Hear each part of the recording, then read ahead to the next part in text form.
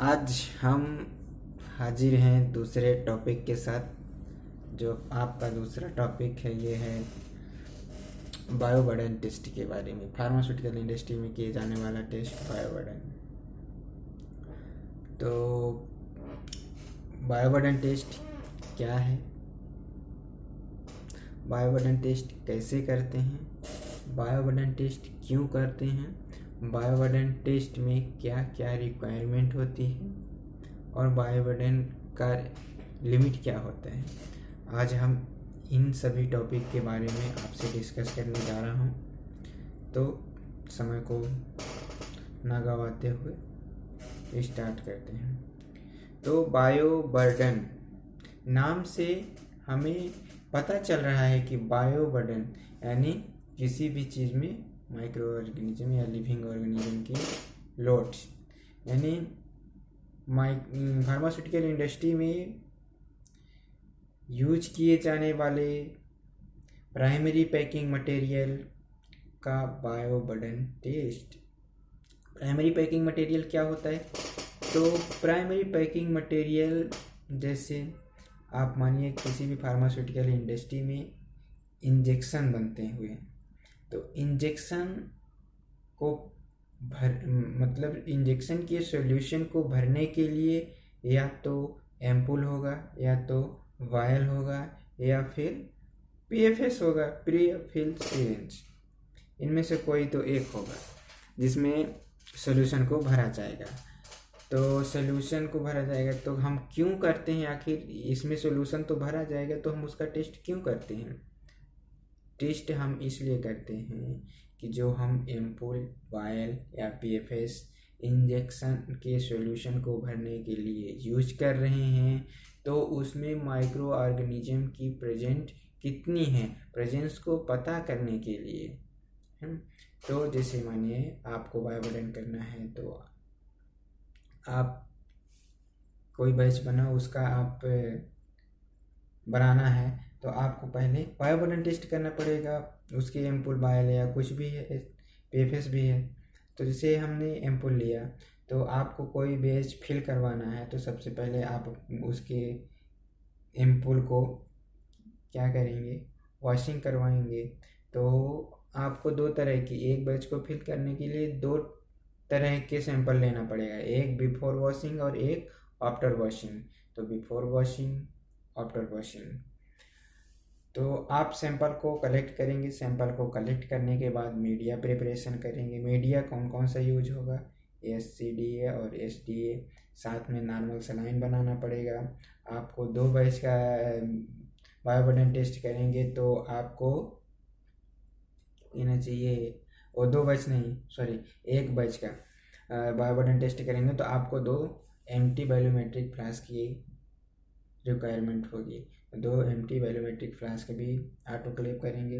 Autoclave करने के बाद नॉर्मल सलाइन को भी ऑटोक्लेव करेंगे, मीडिया को भी ऑटोक्लेव करेंगे।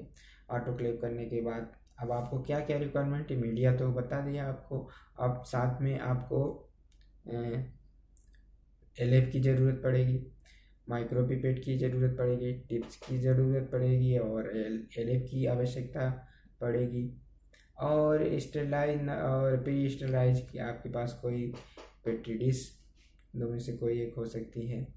तो आपको दो सैंपल का बायोबर्डन टेस्ट करने के लिए 4 एम्प्टी पेट्री डिश की रिक्वायरमेंट होगी। दो में आप SCDA पोर करेंगे और दो में SDA पोर करेंगे।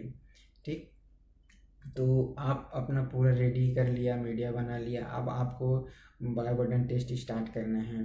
तो बायोबर्डन टेस्ट स्टार्ट करने के लिए अब आपको सबसे पहले जो आपने सैंपल लाया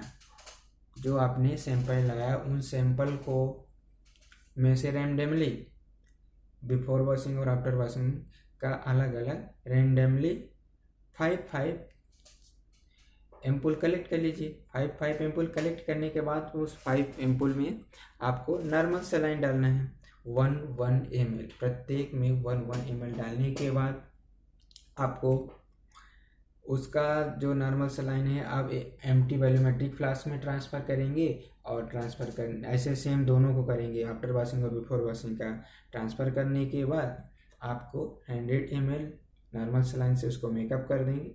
मेकअप करने के बाद 1 ml सॉल्यूशन आप 2 SCDA 2 SDA प्लेट में ट्रांसफ़र कर देंगे। ट्रांसफ़र करने के बाद SCDA और SDA डाल के अलग अलग, मतलब 2 प्लेट में SCDA और 2 प्लेट में SDA डाल के और क्लॉकवाइज एंटी क्लॉकवाइज राउंड करके घुमा के और उसको ठंडा होने देंगे, सॉलिडिफाई होने देंगे। सॉलिडिफाई होने के बाद प्लेट को आपको इंक्यूबेट कर देना है। प्लेट को इंक्यूबेट करने के लिए आपको जो SCDA की प्लेट है उस प्लेट को 30 to 35 डिग्री टेम्परेचर पे 5 डेज के लिए रखेंगे और जो SDA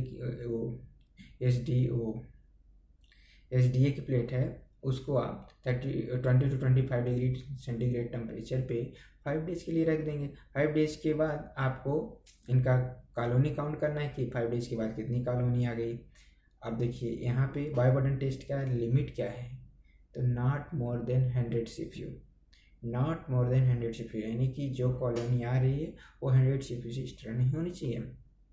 तो आप जैसे मान लीजिए आपने 2 SCDA की प्लेट पोर किया था, 2 SDA की प्लेट पोर किया था, तो मानिए कि SCDA की प्लेट पे एक में 2 काउंट आया, दूसरे में 2 काउंट आया, यानी दोनों मिला के कितना हुआ, 4 हुआ।